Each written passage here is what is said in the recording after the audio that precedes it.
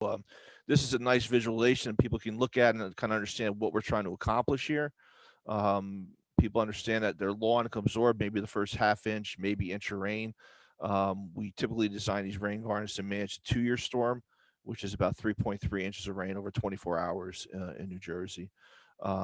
We explain that a rain garden really a shallow landscape depression, often 3 to 12 inches deep, designed to capture, hold, and treat the water and let it slowly infiltrate into the ground.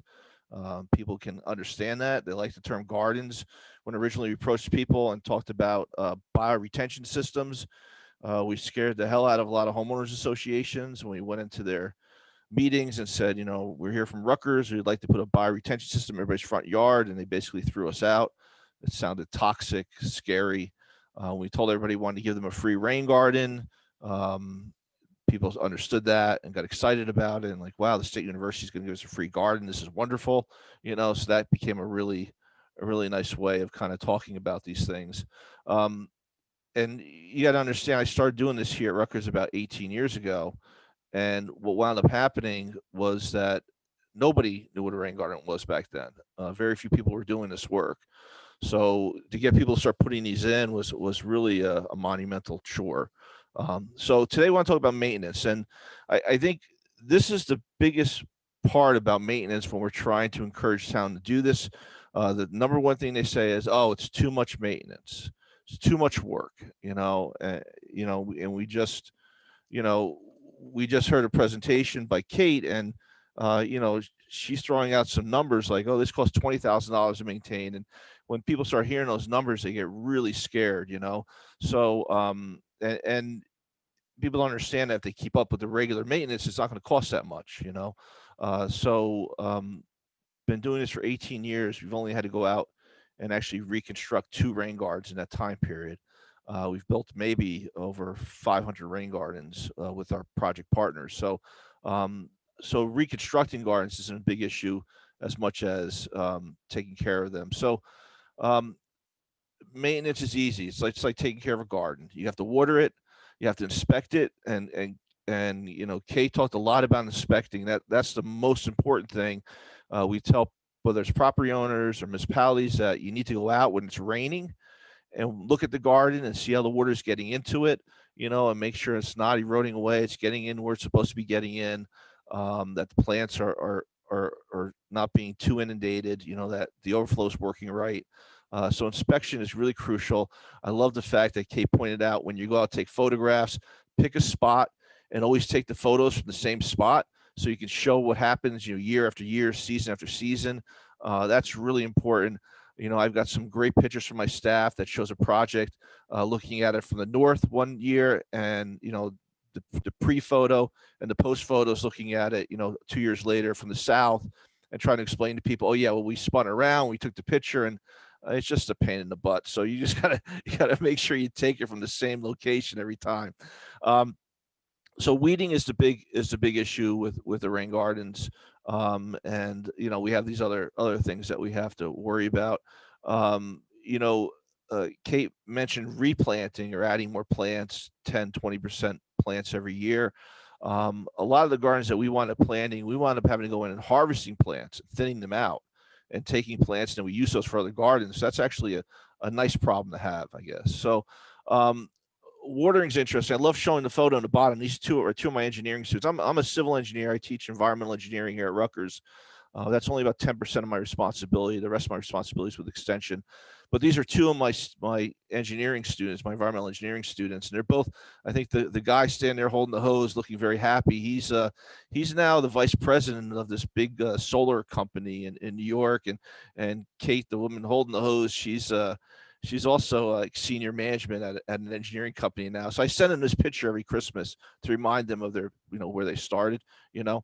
Um, so we use a lot of soaker hoses, and somebody asked about tools and equipment. This stuff's all cheap. You know, the biggest thing when we build a garden, we have to understand, is there water available?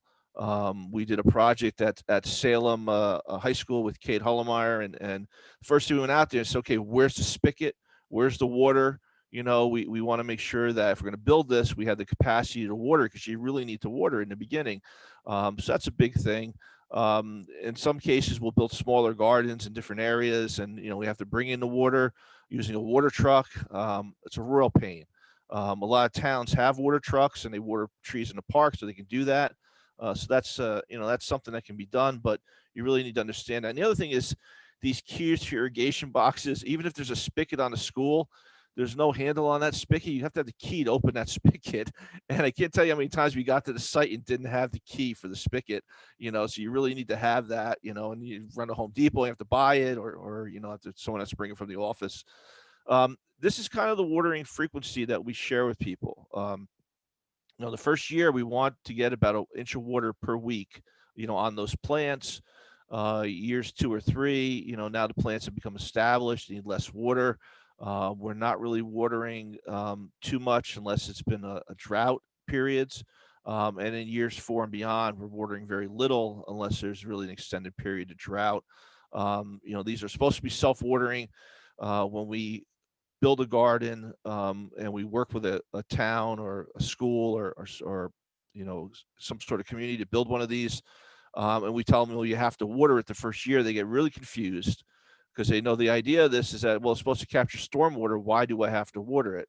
Well, because we're putting in $1 plants and they have to get established, and we have to water those and make sure they get established. And when they get bigger, then we don't have to water so much. And that's kind of a big piece of it. And that keeps the cost down by using smaller plants, but you need the labor to kind of water them more often. The other big thing is weeding, inspecting, mulching. So these are the kind of tools that we use. The problem somebody asked earlier about a backhoe. Um, Townships love backhoes. If they come out with a backhoe, they'll never get off of it. They'll try to do everything they can with the backhoe. They're pulling dandelions out with the backhoe, and they're running all over all the grass and making ruts in the lawn and just making a huge mess. Most of the weeding on these rain gardens. I'm talking rain gardens are smaller gardens, maybe up to 5,000 square feet in size. All that stuff's being done by hand. Okay. And we're also we rarely would we ever use a weed trimmer, weed whacker in the garden. Always everything's getting pulled out by hand or being dug out. Sometimes we get a lot of invasives will come in one location. We'll just dig them all out and kind of replant that area. So these are some of the tools we need. When we first build a garden, we put down 2 to 3 inches of hardwood mulch. And then the idea is that that mulch should be replaced every year. Um, there's times when after the first 2 years we stop mulching because the plants become so established, you really don't need too much mulch in there. So you can reach that point at some point. But mulching is usually a once a year kind of thing that we do in the spring. Um, Inspecting, we say once a year, but in the beginning we're inspecting a lot more. You're going out as soon as it's built. You're going out and checking it constantly after a big storm event, seeing what's happening. So that's something you always kind of keep your eyes on. Weeding, and this is kind of important. 3 times a year is typically what we're doing. So a spring cleanup. As soon as the weather breaks, we're going out there, raking it out, cleaning it out. Trimming back some things. Summer maintenance, we're going in there and seeing what's surviving. Maybe what do we need to replace in the fall. And then in the fall, we're putting things to bed. So we're cutting down some of the grasses, cutting down some of the perennials, cutting things back, trimming some of the shrubs. Each of these weeding events, we will remove invasives during that time period. And once again, all this is done by hand. So it's not too big of a deal. Um, so some common problems that we see from a pedestrian standpoint, and this is something that we had built, I believe, in Camden here. You're looking at obstructions to sidewalks. Make sure the plants aren't kind of growing into this over the sidewalk. Line of sight obstruction. A lot of people forget about this. That when people are pulling out at the intersection, they have to have a clear view of oncoming traffic both ways. So you have to put yourself at that intersection with your eyesight at the height you would be in a car and try to see, can you see both ways. Engineers do have sight triangles that they actually have determined for each of the intersections, so we try to keep any high vegetation out of that. Tripping hazards is another big issue, and you can see this stormwater planter shown in the picture. Some would say that unto itself is a tripping hazard because there's a curb, and when people are texting on the phone and not paying attention, they hit that curb and they can fall right into that. A lot of these are now being built with little fences around them, so they have to trip on the curb and on the fence to fall into it. So at least it's a little bit harder to get into it. And standing water is always what we're looking at too. We want to make sure that there's no standing water in these gardens or at the entrance or exit to the gardens, and there's no icing, especially for pedestrian issues.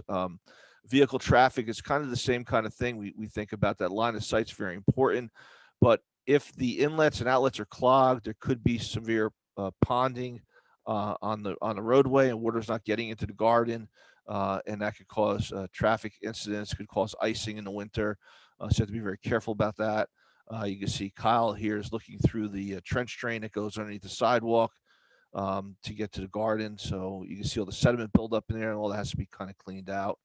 Um, Work in a lot of urban areas, and even in the non-urban areas, trash is an issue. Jersey, fortunately, have banned the use of single-use plastic bags, and that'd be effective in, I think, 2030, 2035, something like that. It's a few years out. So, but anyway, so eventually those bags won't be getting in our rain gardens anymore. But people will dump stuff in the gardens, and that's a big issue. It's an easy one to fix, just cleaning it out on a regular basis, not a big deal. Sediment accumulation. So we have a lot of issues with sediment accumulating in the gardens, and we just have to kind of scoop that out. Kate talked a little bit about the riprap that we have usually at the entrance of the gardens, and that's just a royal pain. That's probably the hardest maintenance piece there, is to pull all that riprap out, take that sediment out, put a little piece of filter fabric down again under the riprap, and replace that riprap at the entrance and the exit. That's probably the hardest task right there to do. Um, and road salts is also can be an issue. Sometimes we'll see some plants getting burned from the road salt as the road salt walks into the garden, and then any place that there's bare soil, we have to kind of worry about that. Um, in my career at Rutgers, I've only had one person complain that the rain garden was causing flooding in their basement. We had built a rain garden about 15 feet from this lady's house, and we had a downspout coming down, an angle at the ground, and the downspout was being piped underground to the garden, came in at the surface of the garden. And she said, ever since we put the rain garden in, her basement flooded. So we went out, we looked at it. Well, apparently she never cleans the leaves out of her gutters. So the leaves kind of came down the gutter, got caught in that angle piece before the gutter actually, goes into the garden, pushed the angle piece away. So she had a straight downspout just dumping water right next to her foundation. So it had nothing to do with the rain garden, but it had to do with the rain garden inlet and keeping the gutters clean. So we tell that story all the time because people forget about that. We have to make sure the water is getting there where it's supposed to be coming from, and it's overflowing where it's supposed to be going. Okay, so we have to look at those areas, and this clogging can be a big issue. Ponding is the other big issue. I was laughing because Kate said they're trying to keep the guys with the with the bobcat out of the garden. We just built 3 rain gardens in Westfield, and they compacted the hell out of it with the backhoe, and they're yelling at me, oh, it's not infiltrating. Well, of course, you just drove a backhoe on it for 3 days. What do you expect is going to happen? So now we're trying to go back and restore that and fix that garden, and it's another whole nother issue. But standing water, typically these gardens are designed to drain within about 24 hours. So if you have standing water for more than 72 hours, there's definitely a problem. Okay. And that could be the surface just clogging up. It could be the groundwater table's too high. They had built a garden down next to a pond in Hamilton. And when they did the perk test, everything, it was fine. When they did the perk test and everything, the lake, the water surface of the pond was much lower. When it rained, that water surface rose up. The rain garden had no place to drain, so it was basically into the water table. So that's an issue. But you want to make sure that you have enough area underneath your garden to be able to drain. So that poor infiltration is a problem. Okay, so a few, I guess maybe about 6 months ago, maybe a year ago, I was asked if I would be a certified trainer for the National Green Infrastructure Certification Program. And this is a program offered by the Water Environment Federation. So they have basically it's a 40-hour course, and you get a certificate that you're trained on how to maintain green infrastructure practices, construct and maintain green infrastructure. So the city of Newark got a grant, and they funded about 6 or 7 of us to take the training class. And then I was fortunate enough this summer to co-teach it with one of the professors from University of District of Columbia, one of the guys who teaches it nationally. So we taught about 12 people in Newark. Some of the folks are reentry folks, trying to get back into the system, trying to get jobs. Others are trying to get jobs in other places. But it was a great course. So I borrowed some of the slides from that. And there's a link to it there, the certification program. But the National Green Infrastructure Certification Program is a pretty cool thing. And these are some slides I borrowed from them. I guess borrowed's the right term. Yeah, I guess borrowed is the right term, right? So here's some of the issues that they pointed out in their presentation, right? So no erosion at the inlet or outlet or in the cell or tree planting area, and you can see the picture on the right looks really nice. There's no erosion. The picture on the left, they got vans parking in their rain garden, right? And you got lots of sediment going there, lots of erosion going there. So that's a problem. Okay. Sediment buildup limits the performance of rain gardens, and you can see the one on the left. Lots of sediment around that outlet structure that needs to be cleaned out. The one on the right is very clean. There's no sediment in the stone. There's no sediment at those inlets, so it tends to work out really nicely. Um, so the other thing here, you have another thing with sediment is another issue. You can see the picture on the left is what Kate was talking about earlier, where the sediment is all in the stone, right? The stone slows down the water, but now you've got to clean out the stone, and that's a huge issue. It's interesting what they did here, though. They put a little concrete down because they probably had stone. We've done this once before. We had stone right up to the edge of the curb, and the water couldn't get in fast enough. It was ponding up on the road, so we built these little concrete chutes to get the water in. At the end of the chute, you put the stone to kind of reduce the velocity of the water. And you can see the one on the right. There's really no sediment in there at all. This is interesting. The water's coming in and undermining the actual parking lot on the left-hand side.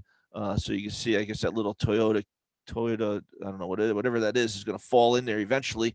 So that's a problem. And the one on the right, you can see the concrete chute off the curb, the stone, very stable, very nice system. A lot of clogging. We have inlets that are clogged like this that has to be cleaned out, especially this time of year. We got 2 inches of rain in New Jersey on Monday, and a lot of roads were flooded. And they weren't flooded because the pipes couldn't handle the flow. They were flooded because the leaves were clogging the inlets. Okay, so that's a big problem. It's a problem with rain gardens. It's a problem with a lot of our stormwater inlets, right? So there's guys out there at night in the rain, in dangerous situations on the road trying to clean out these inlets. So that's a problem.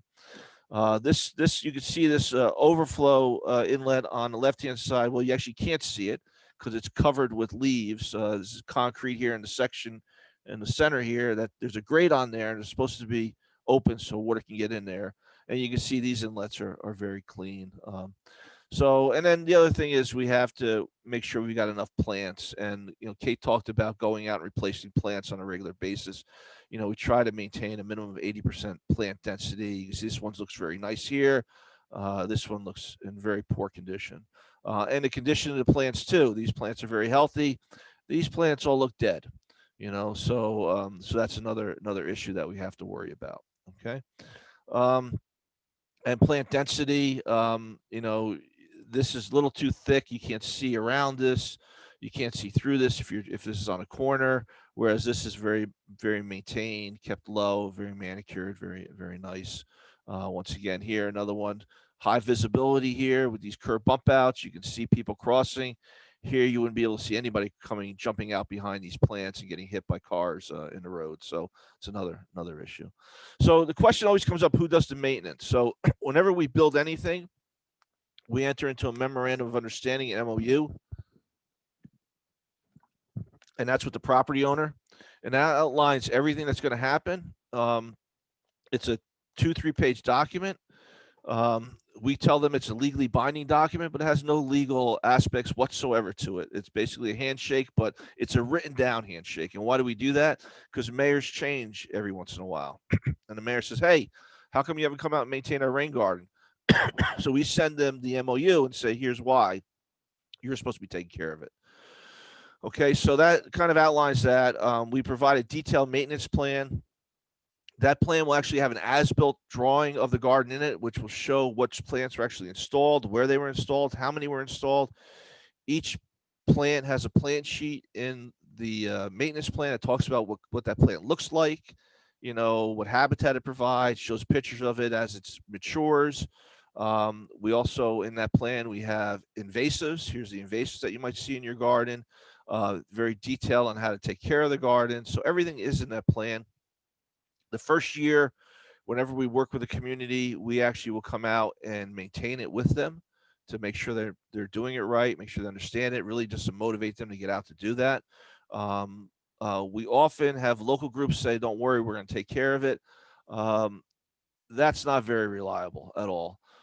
We've had a home and school association say, "Oh no, we're going to plant a garden. It's going to be great." Well, then their kids go from fourth grade to sixth grade. It's a different school, and those parents are gone, and then the janitor's left to take care of it, and he doesn't know what he's doing.